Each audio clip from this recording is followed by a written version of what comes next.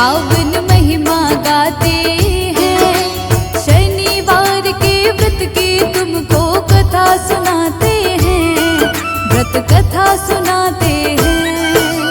जय हो शनि भगवान, भक्तों का रखते ध्यान।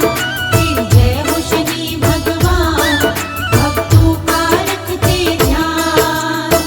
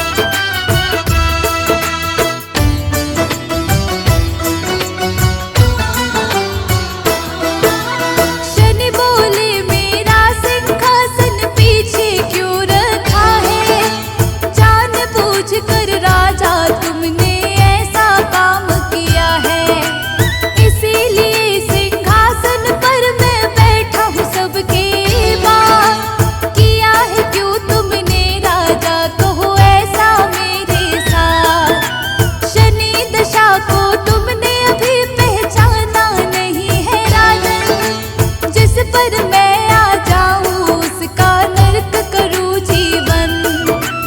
मेरे क्रोध से दुनिया में कोई बच नहीं सकता है। जिस पर क्रोधित हो जाऊं मैं कर दूं सत्यानाश। क्रोधित होकर शनि महल से बाहर आते हैं, महल से बाहर आते हैं। शनिवार के व्रत की तुमको कथा सुनाते हैं, हम कथा सुनाते हैं।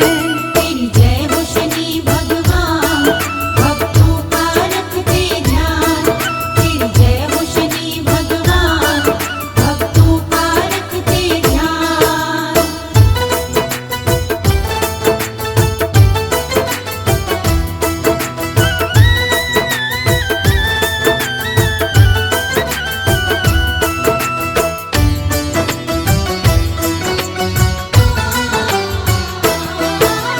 थोड़े दिनों के बाद ही राजा का बुरा समय आया। शनि देव ने अपने क्रोध को उस पर दिखलाया। घोड़े का व्यापारी बन शनि आए राजा के पास। शनि देव से राजा ने कुछ घोड़े खरीदे खास। एक दिन राजा घोड़े पे शिकार करने निकला जब, जंगल की तरफ घोड़ा दौड़ा हो गया फिर गायब। भूख प्यास से व्याकुल अब राजा होने लगता है। घूमते घूमते राजा को तब एक सेठ मिलता है। सेठ राजा से भक्तों उसका नाम पूछते हैं, उसका नाम पूछते हैं। शनिवार के व्रत की तुमको कथा सुनाते हैं, व्रत कथा सुनाते हैं। तेरी जय हो शनि भगवान, भक्तों का रखते ध्यान। तेरी जय हो शनि भगवान, भक्तों का रखते ध्यान।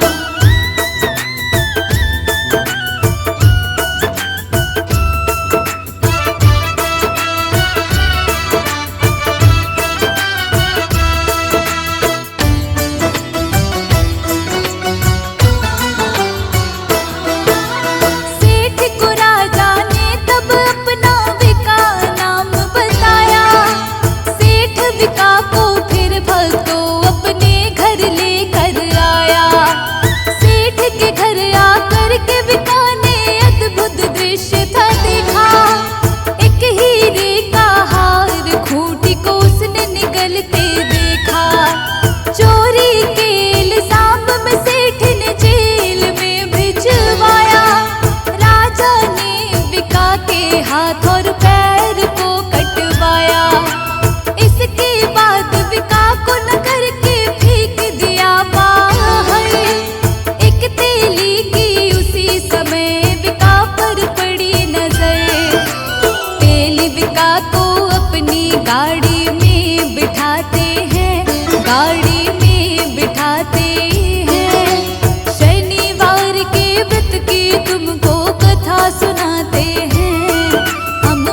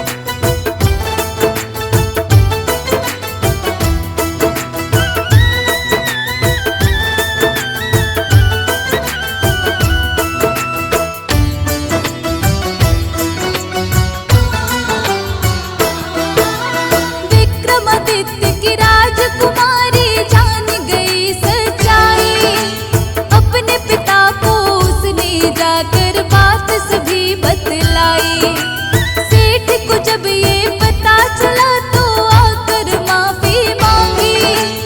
अपने घर चलने की विक्रमादित्य से करता विनती। घर ले जाकर सेठ ने राजा का सत्कार किया। सेठ के घर में राजा ने भोजन भी तब था किया। राजा जब कर रहे थे भोजन देखा उन्होंने तब ही, जिस खूंटी ने हार को निगला